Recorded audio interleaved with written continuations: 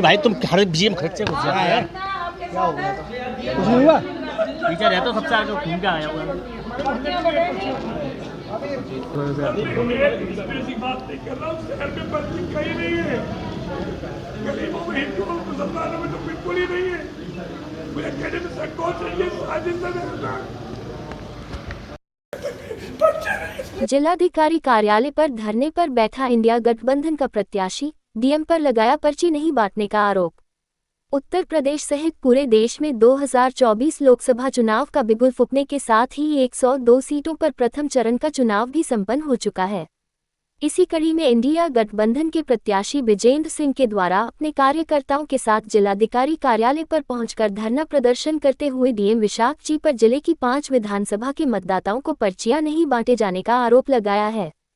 गठबंधन के प्रत्याशी द्वारा कार्यकर्ताओं के साथ मिलकर जिलाधिकारी कार्यालय पर 5 विधानसभा में गरीब तबके के मतदाताओं के पास पर्चियां नहीं बांटे जाने को लेकर धरना प्रदर्शन किए जाने की सूचना मिलते ही प्रशासनिक अधिकारियों में खलबली मच गई और सूचना मिलते ही जिलाधिकारी समेत प्रशासनिक अधिकारी मौके पर पहुंच गए, जहां जिलाधिकारी कार्यालय पर प्रदर्शन कर रहे गठबंधन के प्रत्याशी को डीएम ने मतदाताओं के पास 21 अप्रैल तक हर संभव पर्चियां पहुंचने का आश्वासन देते हुए मामले को शांत कराया गया।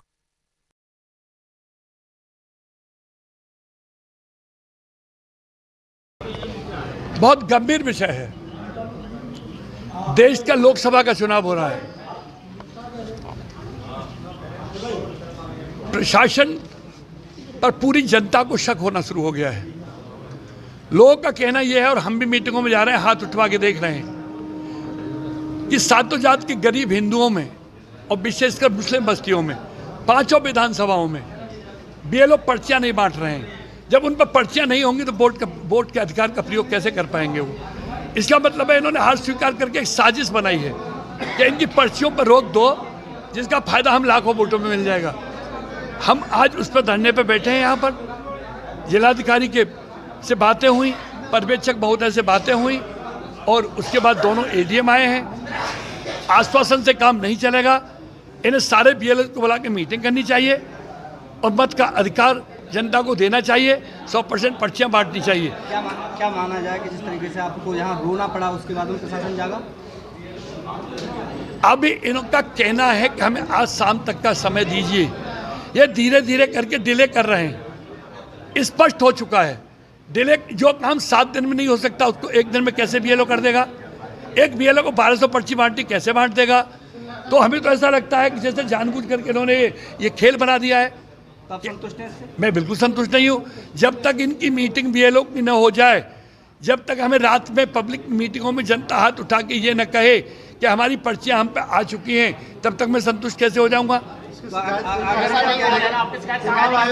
हाँ, इसकी शिकायत जिला निर्वाचन अधिकारी को, डीएम को हम विदिन 7 डेज से लगातार दे रहे हैं।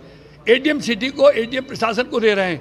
अब ये कहते हैं कि हमने बोल दिया, स्पेसिफिक नाम लेते हैं। जब पूरे शहर में ही कहीं नहीं है, पूरे कोल में नहीं है, अलीगढ़ में नहीं है, बरौली में नहीं है, खैर में नहीं है, अथौली में नहीं है, तो स्पेसिफिक नाम क्यों पूछते हैं? ये तो इनका टॉप प्रायोरिटी मैटर है। तो निर्वाचन आयोग का आदेश है।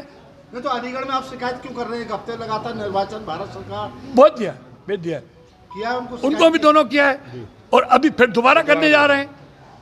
आज अभी फैक्स कर रहे हैं सभी को। आगे की रणनीति क्या है? रणनीति इस बार चुनाव छोड़ के बैठा हूँ यहाँ।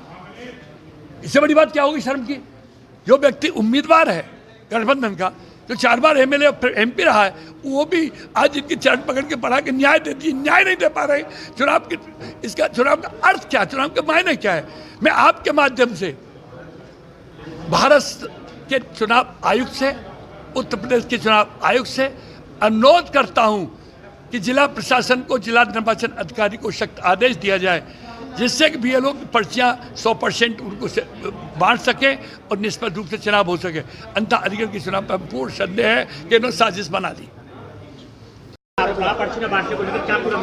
इसमें बेसिकली एक ही इशू है।